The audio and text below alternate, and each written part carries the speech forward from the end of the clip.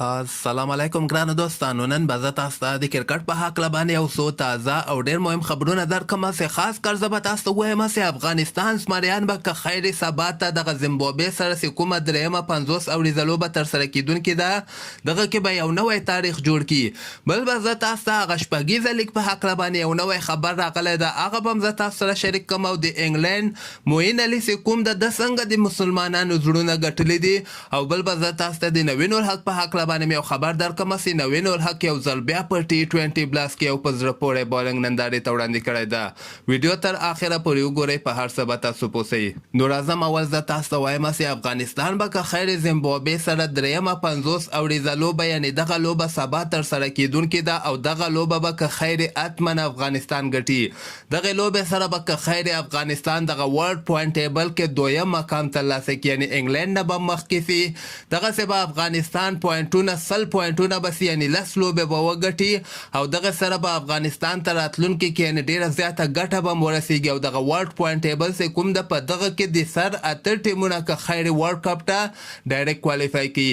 نو افغانستان لپاره ښه چانس ده چې دغه زیمبابوې نه درېیمه 50 اوریزه لوبه وګټي او دغه پوینټ ټیبل کې دویم مقام ترلاسه کړي. بل به زه تاسو ته ووایم چې دغه کال کې که خیر په شپږیزه لیګ خو یعنې جولای میاشته کې ترسره کیدونکې ده، خو په دغه کې به 8 ټیمونه که خیر لوبه ترسره کړي. دغه 8 ټیمونه چې کوم دي دغه ټولو یو لوبغاړی یعنې ځان سره ساتلی ده چې په دغه کې رشید خان که تاسو وګورئ دغه د بندامیر خاماران چې کوم دي هغوی رشید خان ځان سره ساتلی ده، همدغسې شهزاد محمدي هم ځان سره ساتلی ده، حامد حسن هم ځان سره ساتلی ده، هندوکش سټارز په نوم باندې چې کوم ټیم ده او دې نه علاوه سمیع الله شینواری، نجیب زدران، شاپور زدران، رحمان الله ګوربز او درویش رسولي.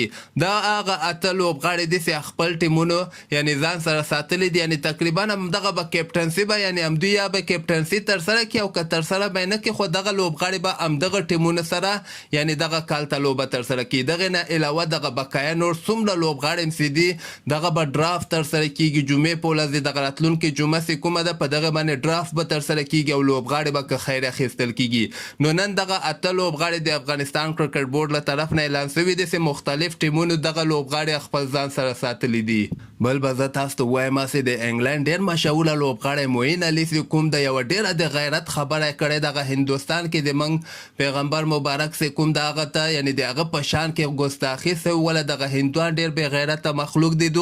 د دغه په جواب کې بیا معین علي چې کوم د واضحه دغه خبر ورکړی ده چې تر څو پورې هندوستان بخښنه نه یې غوښتلې کوم ګستاخي چې دوی د موږ خوږ نبي حضرت محمد مصطفی صلی الله علیه و آله وسلم یعنې هغه په چا چې ګستاخي کړې هغه که بخښنه نه یې غوښتلې زه به نه هندوستان ته بیا لاړ شم، نه به IPL کې ولوبېږم او نه به هندوستان ته بیا یعنې د انګلینډ که سیریز مي زه به د انګلینډ لپاره په هندوستان کې لوبه نه ترسره کوم. یعنې مکمل هندوستان نه بایکاټ کړی ده. که چېرته دوی بخښنه ونه غواړي کومه چې ګستاخي دوی کړې ده نو زه به بیا هندوستان ته هېڅ کله هم سفر ونه کوم. او همدغسې دغه نور مسلمان لوبغاړو باندې هم دغه کړی ده چې تاسو هم باید هندوستان ته سفر ونه کوئ، نه IPL کې ولوبېږئ، نه د هندوستان چې کله لوبې هلته ورته ورسئ. یعنې بایکاټ مکمل بایکاټ باید تاسو هندوستان سره وکړئ. نو دغه خبره سره زیاتره د مسلمانان چې کوم دي معین علي نه ډېر زیات خوشحاله شوي دي او یو نر مسلمان چې کوم ده هغه همدغسې چې ښه په نره باندې هغه کومه خبره چې کوي هغې باندې بیا ولاړ وي. دې نه علاوه به زه تاسو ته وایم چې د افغانستان نوین الحق یو ځل بیا په T20 بلاس کې یو په زړه پورې بالنګ نندارې ته وړاندې کړې ده. دغه لوبه 13 ورځ ترسره شوله چې په دغه لوبه کې د نوین الحق دوی ټیم اول بیټنګ ترسره کړی و، 136 رنز ټارګټ یې هغه بل ټیم ته ورکړی و. حالانکې دغه لوبه خو د نوین الحق دوی ټیم بایللې ده، یعنې هغه بل ټیم دغه ټارګټ یعنې 18 اور کې پوره کړی د 3 لوبغاړي اوټ شوي دي په 2 وکټو باندې، خو دغه لوبه ګټلې ده. خو نوین الحق په دغه لوبه کې هم د مقابل ټیم 2 مهم لوبغاړي اوټ کړي دي.